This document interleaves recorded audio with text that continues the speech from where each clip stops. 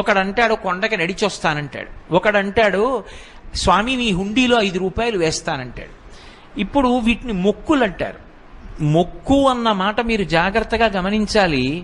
వెంకటేశ్వర స్వామి వారి హృదయం ప్రకారం అయితే వ్యాపారము కాదు. అది పాపము వలన దుఃఖం వస్తోందని వాడు తెలుసుకోవాలి. తెలుసుకుని పిలిచావు పరమేశ్వరుణ్ణి. ఆయన ఏం చేస్తాడు? నేను ఆదుకోకపోతే ఎవరు ఆదుకుంటారు లక్ష్మి? అందుకుని ఉంటాను ఈ కలియుగంలో వెంకటాచలం మీద.